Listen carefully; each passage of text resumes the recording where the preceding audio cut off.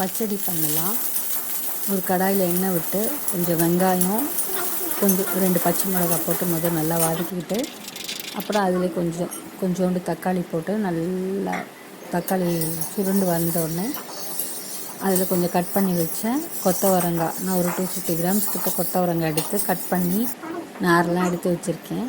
அது நல்லா வதக்கிட்டு ஒரு கிண்ணத்தில் பருப்பு ஒரு கால் அழகாக்கு துவரம் பருப்பு எடுத்துக்கிட்டு இந்த கழுவி வச்சுட்டு இந்த வதக்கினதெல்லாம் அதில் கொட்டி அதில் மிளகாத்தூள், உப்பு, மஞ்சத்தூள் எல்லாம் போட்டுக்கிட்டு அதில் ஒரு அளவாக தண்ணி விட்டுக்கணும். நல்லா தண்ணி விட்ட அப்புறமா அது கரெக்டாக ஒரு அளவுக்கு தண்ணி வச்சுட்டு குக்கரில் தண்ணி பிடிச்சி கரெக்டாக இந்த குக்கரை வச்சுட்டு அது மேலே இதை வச்சு மூடி விசில் போட்டுடணும். குக்கரில் தண்ணி வச்சுட்டு போட்டு விசில் போட்டுடணும். விசில் போட்ட அப்புறம் ஒரு 10 மினிட்ஸ் குக்கர் இருக்கணும்.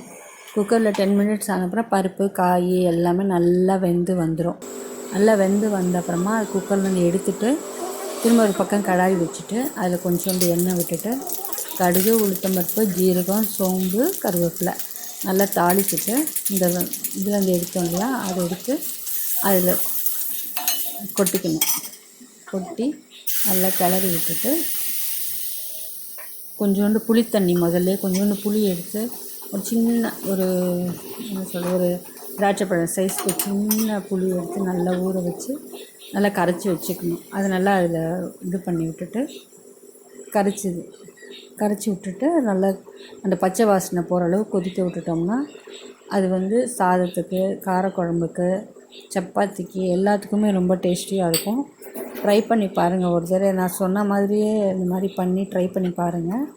அது உங்களுக்கு கண்டிப்பாக எல்லாேருக்கும் ரொம்ப பிடிக்கும். அது பிடிச்சிருக்கா என்னென்னு அந்த பார்த்து எனக்கு கமெண்ட்டில் சொல்லுங்கள். தேங்க்யூ.